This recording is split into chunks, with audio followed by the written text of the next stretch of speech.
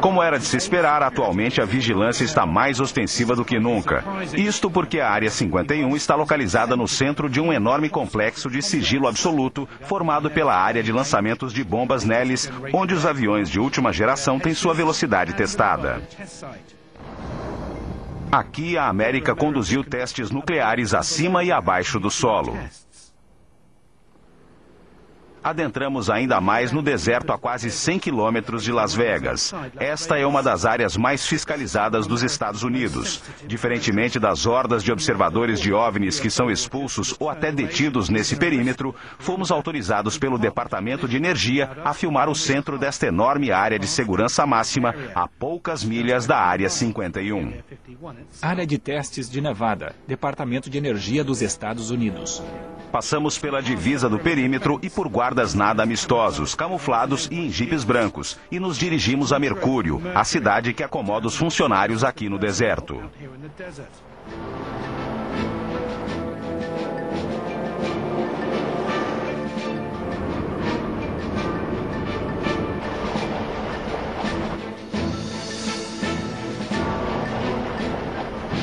Platô do Francês, Departamento de Energia dos Estados Unidos. Nenhuma câmera chegou mais perto da Terra dos Sonhos do que isso. Estou no Platô do Francês, bem no centro da área de testes de Nevada. Os leitos secos dos lagos Papoose e Groom ficam poucos quilômetros para além da cadeia de montanhas atrás de mim. Era aqui, no leito deste lago, que os Estados Unidos testavam seu enorme arsenal de inventos nucleares. Hoje, o leito do lago é um monumento à Guerra Fria, uma exposição de restos de estruturas e abrigos destruídos pelas bombas. No entanto, a segurança ostensiva daqui, que ocupa uma área de até 12 mil quilômetros quadrados proibidas ao público, não é por causa de discos voadores caídos, mas porque muito do campo zero, como se diz, ainda é radioativo.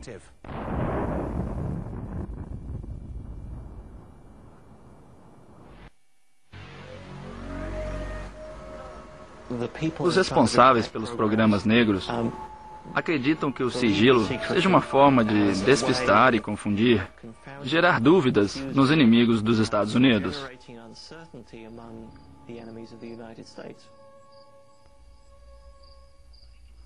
Acho que para o governo americano e para o Pentágono, foi uma coincidência infeliz o público ter começado a associar o Lago Groom com a questão dos OVNIs. Bob Lazar foi quem desviou o foco de área de testes para OVNIs na Área 51. Suas afirmações sobre ter trabalhado com engenharia reversa na recuperação de espaçonaves extraterrestres chamaram a atenção do mundo em 1989. Ele criou uma história inteligente que misturou ficção científica, cobertura militar e invasões alienígenas. A mídia se esbaldou com tudo isso sem a menor prova concreta de nada. A base fica na lateral de uma montanha baixa, ou digamos, um morro alto. Há 9 portas de hangares, que não são só um metal brilhante no meio do deserto. São pintadas ou cobertas com areia. Pela minha avaliação, elas servem para impedir fotografias de satélites.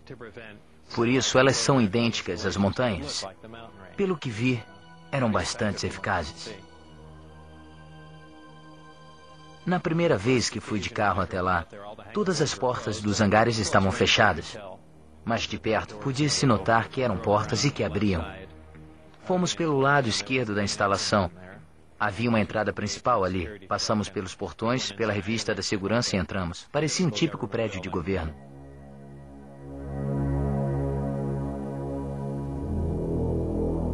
A tarefa que eu desempenhava envolvia basicamente traçar o sistema de propulsão e de força. Optei por começar pela força, com o reator que fazia a aeronave funcionar. Eu tinha concessão especial para isso. Tinha permissão total. Havia somente 22 pessoas na S4 com essa autorização para trabalhar com a aeronave. Lazar afirma ter trabalhado numa área conhecida como S4, instalada no leito seco do Lago Papoose. Quando eu ia para lá de ônibus, normalmente íamos pelo lado esquerdo da instalação e entrava por uma porta. pela primeira vez, uma das portas do final do hangar foi aberta. O ônibus me levou até lá, parou e, em plena luz do dia no hangar, quase ocupando ele todo, estava o disco. Parecia algo extraído de um filme de ficção científica. Nós paramos, saímos e pela primeira vez eu pude entrar por aquela porta. E quando eu estava entrando pensei, esta é a nova aeronave avançada em que estávamos trabalhando. É por isso que as pessoas ficam vendo discos voadores, porque é nosso. E ele tem sido testado por todos esses anos. Quando passei ao lado, fui tocando nele. Afirmo que era de metal, porque era frio. Acho que era feito de algum tipo de metal. E julgando pela porta que estava retirada, com uma bandeira americana presa a ela, tive certeza que aquilo era algo que nós havíamos fabricado.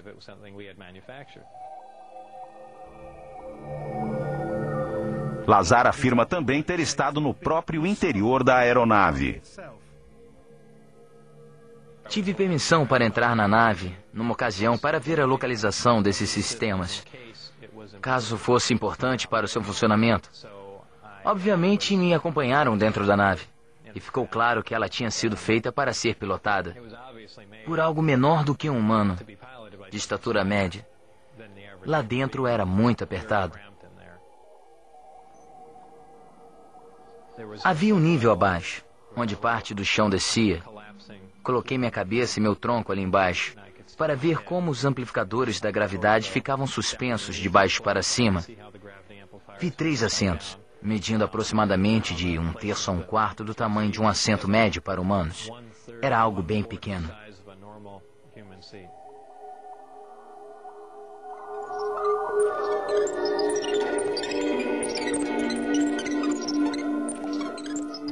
Ele diz que depois de ter trabalhado na S4 durante vários meses e violando completamente sua permissão para ter informações estritamente confidenciais, ele decidiu falar com seu melhor amigo, Ginny Huff. Minha reação foi, sem pressioná-lo contra sua vontade, querer saber mais, fazer com que ele me contasse o máximo possível. Eu não duvidei. Na verdade, tive vontade de ler mais sobre o assunto. Comecei a investigar em outros livros sobre OVNIs e outras informações de pesquisadores para ver se alguém sabia de alguma coisa. Nem preciso dizer que ninguém sabia do que Bob sabia.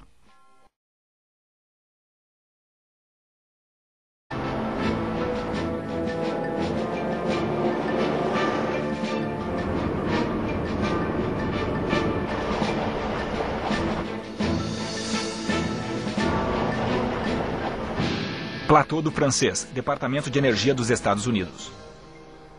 Nenhuma câmera chegou mais perto da Terra dos Sonhos do que isso. Estou no Platô do Francês, bem no centro da área de testes de Nevada. Os leitos secos dos lagos Papoose e Groom ficam poucos quilômetros para além da cadeia de montanhas atrás de mim.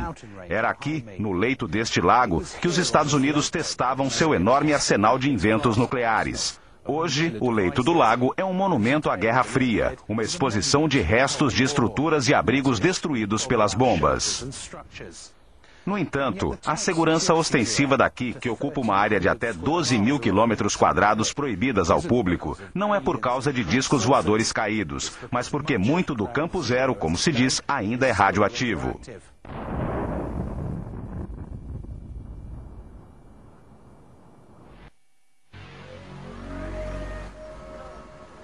Os responsáveis pelos programas negros acreditam que o sigilo seja uma forma de despistar e confundir, gerar dúvidas nos inimigos dos Estados Unidos.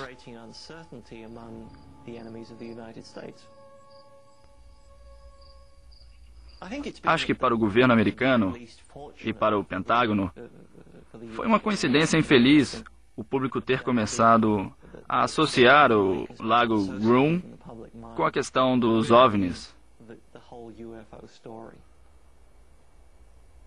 Bob Lazar foi quem desviou o foco de área de testes para OVNIs na Área 51. Suas afirmações sobre ter trabalhado com engenharia reversa na recuperação de espaçonaves extraterrestres chamaram a atenção do mundo em 1989. Ele criou uma história inteligente que misturou ficção científica, cobertura militar e invasões alienígenas. A mídia se esbaldou com tudo isso sem a menor prova concreta de nada. A base fica na lateral de uma montanha baixa, ou digamos, um morro alto. Há 9 portas de hangares, que não são só um metal brilhante no meio do deserto. São pintadas ou cobertas com areia. Pela minha avaliação, elas servem para impedir fotografias de satélites. Por isso, elas são idênticas às montanhas. Pelo que vi, eram bastante eficazes. Na primeira vez que fui de carro até lá, todas as portas dos hangares estavam fechadas. Mas de perto, podia-se notar que eram portas e que abriam. Fomos pelo lado esquerdo da instalação. Havia uma entrada principal ali. Passamos pelos portões, pela revista da segurança e entramos. De energia a filmar o centro desta enorme área de segurança máxima a poucas milhas da Área 51.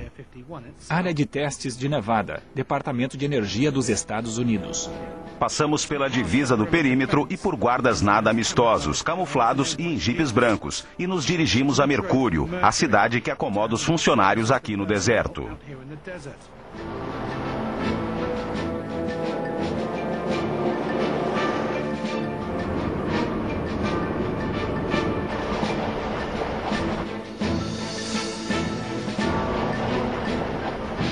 Platô do Francês, Departamento de Energia dos Estados Unidos. Nenhuma câmera chegou mais perto da Terra dos Sonhos do que isso. Estou no Platô do Francês, bem no centro da área de testes de Nevada. Os leitos secos dos lagos Papoose e Groom ficam poucos quilômetros para além da cadeia de montanhas atrás de mim. Era aqui, no leito deste lago, que os Estados Unidos testavam seu enorme arsenal de inventos nucleares. Hoje, o leito do lago é um monumento à Guerra Fria, uma exposição de restos de estruturas e abrigos destruídos pelas bombas. No entanto, a segurança ostensiva daqui, que ocupa uma área de até 12 mil quilômetros quadrados proibidas ao público, não é por causa de discos voadores caídos, mas porque muito do campo zero, como se diz, ainda é radioativo.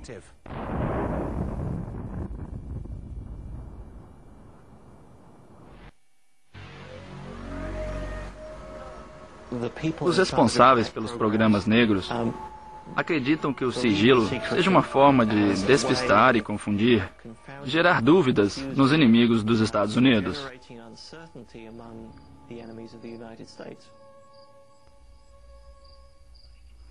Acho que para o governo americano e para o Pentágono, foi uma coincidência infeliz o público ter começado a associar o lago Groom com a questão dos OVNIs.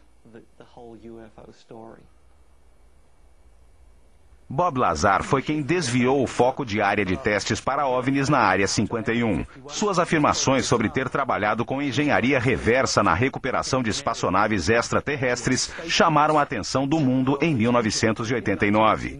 Ele criou uma história inteligente que misturou ficção científica, cobertura militar e invasões alienígenas. A mídia se esbaldou com tudo isso sem a menor prova concreta de nada. A base fica na lateral de uma montanha baixa, ou digamos, um morro alto. Há 9 portas de hangares, que não são só um metal brilhante no meio do deserto. São pintadas ou cobertas com areia. Pela minha avaliação, elas servem para impedir fotografias de satélites. Por isso, elas são idênticas às montanhas.